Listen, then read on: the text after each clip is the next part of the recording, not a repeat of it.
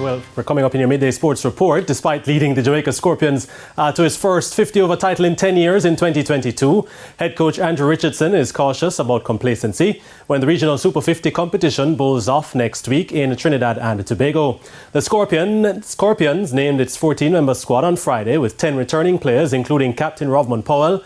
But Richardson says while there can be optimism about a repeated success, he is far from thinking down that line. There was a lot of faces from last year. A lot of people are talking about defense of the title, but you don't scale the mountain from the top. So everybody starts at 0 point, and our aim is to do what we did last year, but we know it's going to take, proper planning and execution.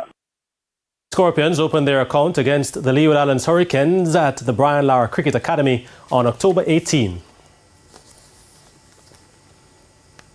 Now, 2019 runners-up New Zealand made it 2 wins from 2 in the ICC 50-over World Cup following a convincing 99-run victory over the Netherlands in Hyderabad today. The Kiwis on the back of half-centuries from Willie Young, 70, Tom Latham, 53 and Rachin Ravindra, 51, posted a competitive 322 for 7.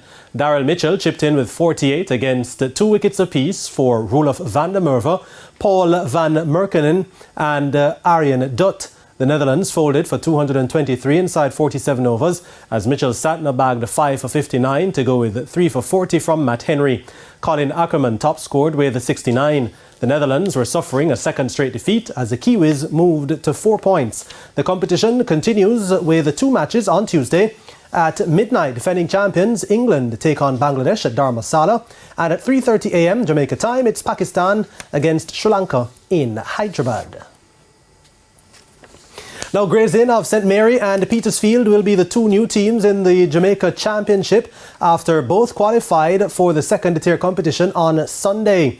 Now, in the first semi-final, Gray's Inn prevailed 5-4 on penalties over St. Bess after they played to a 1-all full and extra-time scoreline. Rashid Bennett had given Gray's Inn a 10th-minute lead before Naquan Brown scored in the 89th minute for the equaliser for St. Bess. In the second semi-final, Petersfield prevailed 3-1 on penalties over Seaforth FC after both teams failed to score in open action. And finally, Tivoli Wizards beat Central Celtic 60-55 in the latest action from the National Basketball League on Sunday. After being tied 13-all at the end of the first quarter, Tivoli Wizards outscored the Celtics 17-6 in the second. They pulled away more in the third quarter after outscoring the Celtics 17-12 before an 18-9 fourth quarter advantage. Sheldon Shirley led the way with a game-high 20 points and 12 rebounds for the Wizards, while Andy Smith had a 14-point, 7-rebound performance for the losing Celtics.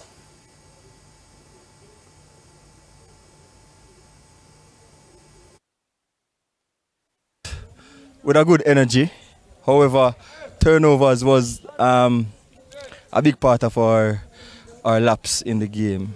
So the thing that kept us in the game was shooting and defense on the other end.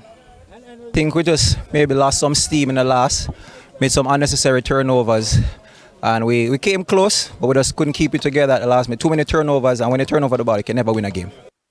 In the Women's League, the Lady Panthers beat the Lady Warriors 47-34 thanks to a team-high 18 points from Donnay Brown.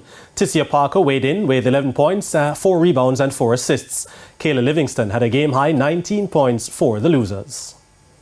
We have played and we are looking forward to playing some more and see how successful we can be. And that's it for your Midday Sports Report. Shamela? Thank you, Jordan. And that's the Midday News. I'm Shamela Pullen. Join us at 7 for Primetime News. On behalf of the News, Sports and Production teams, good afternoon.